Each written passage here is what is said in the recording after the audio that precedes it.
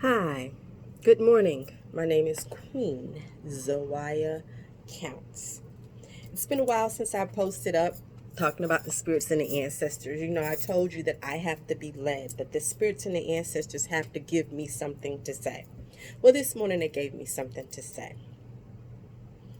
I want to talk about racism and how it affects a person that is spiritual, a person that is an empath, what is going on. I don't want to down Christianity. I don't want to talk about any of that. I'm just going to talk about what is my personal experience and what I know, how I feel, how my ancestors and the spirits that surround me work with me. It's hard to fight against racism, especially if you believe in reincarnation. And I believe in reincarnation. So when you have energies and spirits that are being reborn down through their bloodline, some things that people say, whether you're black, white, whatever race you are, they can't help themselves sometimes. Even though they want to try to fight it, I feel that it's hard because their ancestral blood is in their DNA. And when that DNA is activated, it's hard. Yes, we are taught. We are taught to hate black people. We are taught to hate white people. We are taught to assume that all Mexicans can do is be servants and clean your house and mow your lawn, and all Chinese people are good for is food and doing nails. And we go through this whole stereotyping. And then we want to call on God, our higher power. We want unity. We want love. But I feel that there are some things that will not stop because of the reincarnation of your ancestors' blood that is constantly being reborn in the next generation, in the next generation, in the next generation. I feel that we have to cleanse, we have to bathe, we have to talk to our spirit guides, mainly our ancestors, and let them know that this is not the way we want to live anymore. We want them to change. And we want to let them know that we don't want to feel that way. So we fight amongst ourselves on how we should feel and how we should not feel when we're really fighting what is in our DNA. And we have to change this, our mentality. It's like a person who is dieting, like me, and you're being told that when you change your set points in your mind, that it will help you with your diet. Because sometimes my mind is telling me I need to eat sugar, and I don't need to eat sugar. So it's hard when I'm fighting against that because damn, I want to go eat a fucking Snicker bar, or I want to go buy me a fucking Mountain Dew. And I know these things are not good for me, but I still want them. And this is how racism is sometimes. People know that it's wrong. People know that they shouldn't call other people niggas, crackers, bitches, all these names. People know. But you know what happens? When you come from a dark and angry place, it will come out. You will say those names. And sometimes coming from that dark, angry place means that you have not completely balanced yourself out. You can tell somebody how you feel, but it doesn't have to come from a dark, angry place. Because whether you realize it or not, a lot of these spirits feed off the dark, angry, emotional places. So, yes, we get angry. I've gotten angry plenty of times. I've dealt with racism and said things about other people that I should not have said, that I knew that after I said it, I hate the fact that I said it. But when I began to work around a lot of people and I became a supervisor, I had Korean people, Chinese people, Italian people, white people, black people. I even had Africans. I had over 100 employees, and all these 100 employees came from many nationalities, different races, different cultures. I had to understand the Muslims when they were going through Ramadan. We had to set up a place for them to worship. I had to understand when the Chinese celebrated their New Year, I was going around giving them pennies and they was giving me money back.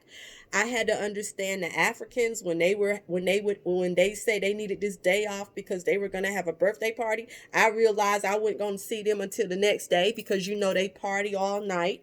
I had to understand many different races, many different nationalities, many different cultures, everything in order to be a good supervisor over my people.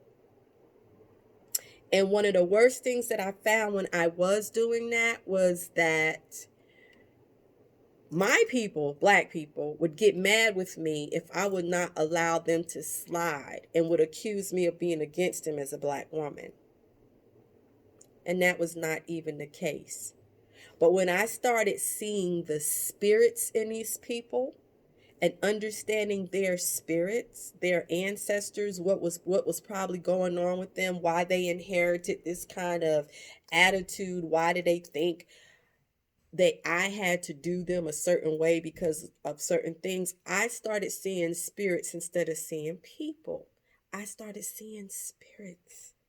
And that allowed me to be in a better place to supervise all of these people. And it also helped me understand how the spirit world worked and how the ancestors dealt with me and dealt with people.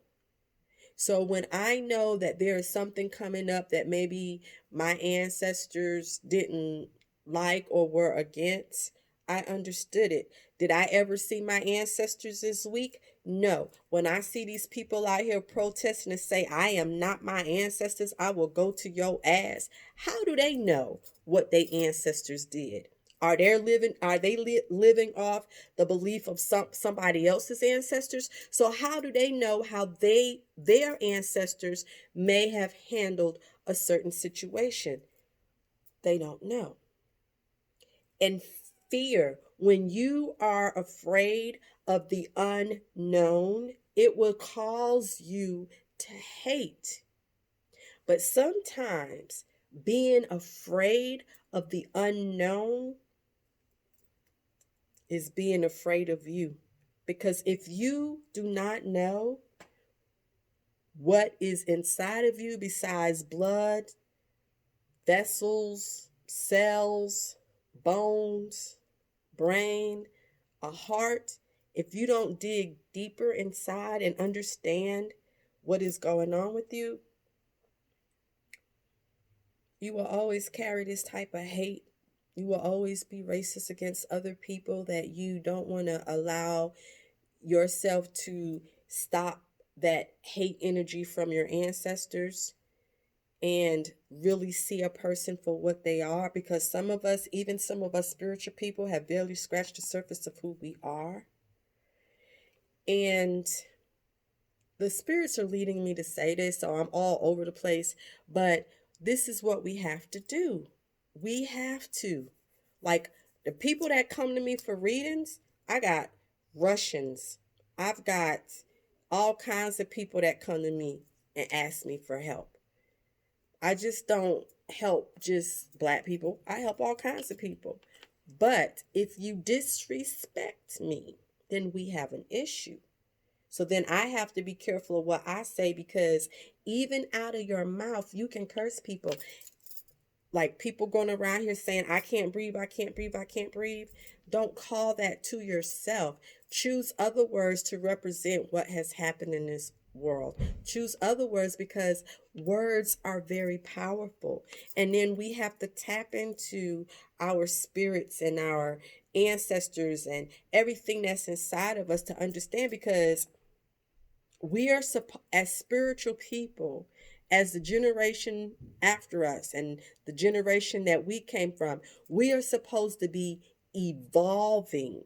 We're supposed to be at a better place, but we're not evolving because we want to hold on to a lot of things, and we don't understand why we're holding on to these things, and we don't understand why these things are hard. But we need to in incorporate other things in to let our ancestors know that in the time that we're living in now, what's going on now in this century and this generation is a lot different than what was going on back then. So we have to commune and have conversations with our ancestors every day to let them understand what is going on, to let them understand that no, we're going to choose a different path. But when you cannot communicate with your ancestors and you cannot communicate what is flowing through you, then you're always going to be going the same way. It's everything, nothing will change. Everything will stay the same. Everything will be as it is. I know some may not agree with what I said, or some may get it. I don't care. Like, I really don't care.